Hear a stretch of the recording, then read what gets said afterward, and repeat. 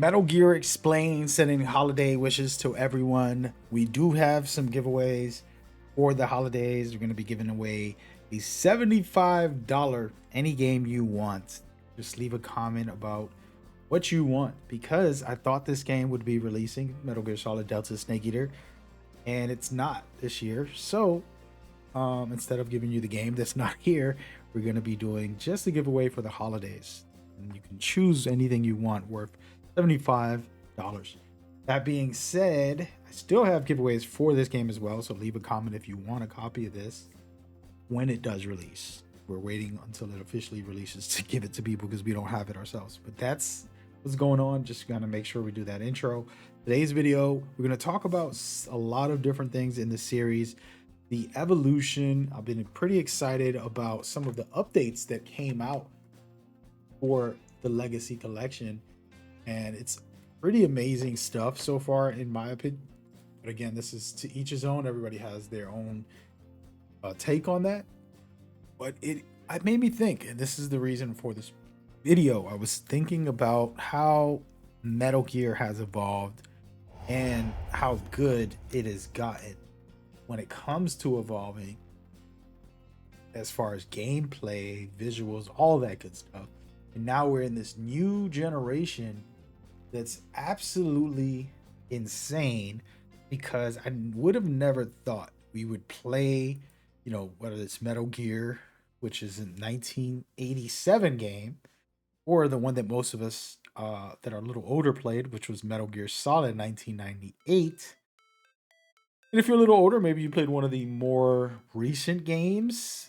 You played Part 4, Peace Walker, even if your first game was the Phantom Pain. Who would have thought 10 years ago that we were going to be getting 4K 60 frames per second or 120 frames per second on consoles for the future, which is outrageously exciting. Okay, PC players can probably get that and do well with it, but now we're getting the next level of that consistently for each of the games, whether it's one of the old games and the new games. In today's video, I want to talk about something. It's kind of like a big reveal for me, but also for the channel. And so I'm going to be doing a lot of cool stuff very soon for the holidays. I have a planned, and we're going to do live streams as well. But one of the craziest things for me is realizing I finally got to this point, and I'm going to explain it in detail. But before I do, I got to the point where I've accepted Metal Gear for what it is in 2024 and what it's going to be in the future. It's very hard to do. I think any true fan who's like me, I was a Kojima, what's the word? Enthusiast, loyalist. I don't know what word you want to use for those type of people. He's my favorite creator of history. I mean, like, there's nobody more above him, whether it's movies, music, anything. He's my favorite creator that's ever made anything. And he's inspired me on a personal, emotional, and spiritual level with these Metal Gear games. His messages and concepts and themes within the games and the way they're made, from gameplay, visuals, to the story, and all of it is one big message that have been very powerful for me. And the reason I bring this up is because one of the craziest things is seeing the future with a game without him. I couldn't do it, and I don't mean to fall into that category, and I don't want the comments to become like, yeah, Metal Gear's nothing without Snake, without Metal. I mean, of course, just without Snake, but without Kojima, it's nothing. And I know that's what we all feel, but we have to come to the realization that most likely, I still have hope, by the way. Maybe I'm the only one, but that Kojima won't come back and make Metal Gear, new Metal Gear. His saga is officially over. And the reason I bring that up is because what people don't know is I have made this channel dedicating to the 9 Kojima games. There's his saga, which is the 9 Hideo Kojima experiences that culminate to one amazing experience and full story. And so I've never been able to detach myself from that. This is my honest truth right now. because I've always said this is what I believe in. And this channel hasn't really covered side games, spin-offs. Even though I play them a lot and I enjoy them, I wouldn't showcase the spin-offs too much because I wanted fans to just enjoy the real authentic experience. And that's kind of what I've been stuck on, to be honest with you. And so now I've come to the place where I said, okay, well, this game has a future. They're literally starting off with Snake Eater to introduce fans, but they can keep making remakes and they can keep on bringing more and better things for us. And this is where we get into the series. You know, after Delta, what comes? Well, we know that most likely they're going to be doing another remake.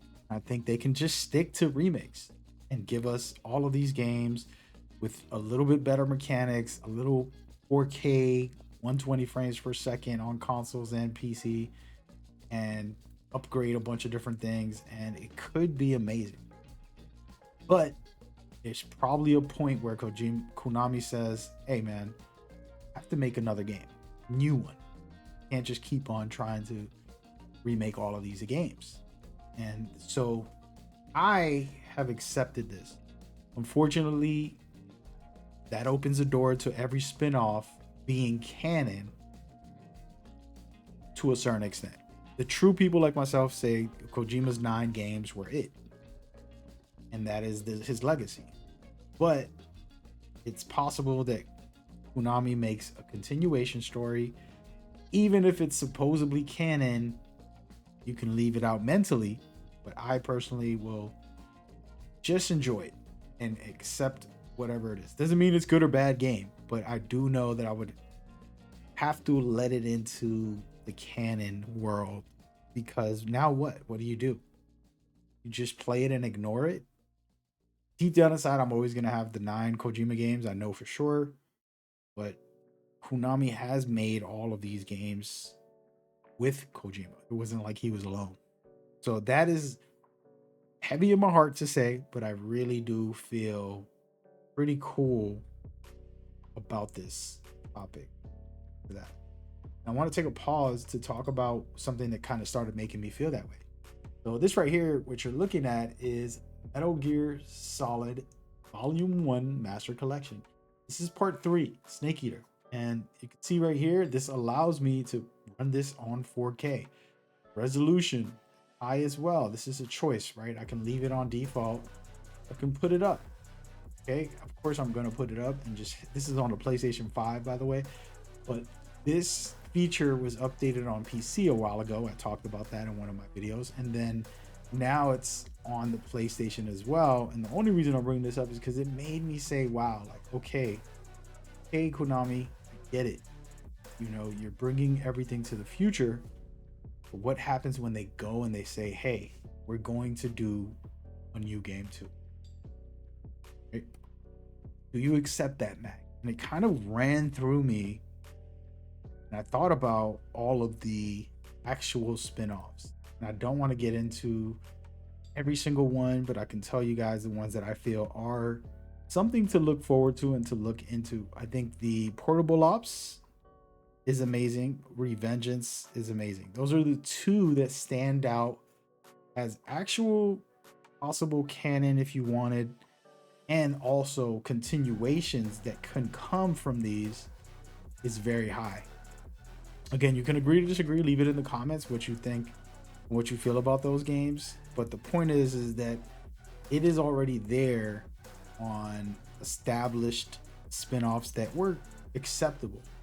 You know, there's other things like Acid and so on that were decently received for what they were, but to me, the foundation of Portable Ops and then Revengeance, a totally hack and slash non-Metal Gear style game, but keeping the themes of it. And so what do we get next? And here's the kicker, and this is what really started inspiring me. We look at Metal Gear Solid Delta Snake Eater.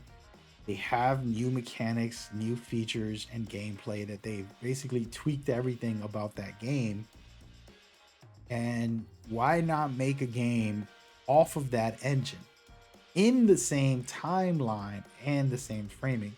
What I mean by that is, you have Delta, which was the origin story to Big Boss and the origin story to the start of pretty much everything chronologically. And that was amazing for its time. But from there, in between that, you have Portable Ops, you have Peace Walker, and Ground Zeroes, right? And in between those stories, there can be more stories told. And I made a video, which I think you guys should check out, which had to do with Venom versus Big Boss. I thought that would be a cool game. And just the storyline of them trying to build their characters, whether they're with each other and against each other in certain ways. And it'll be a fun thing to discover. And that's all in between everything from the Phantom Pain all the way up, leading to the original Metal Gear, which they can do a remake for. While they work on the remake, they put out a new game with the mechanics from this Delta game.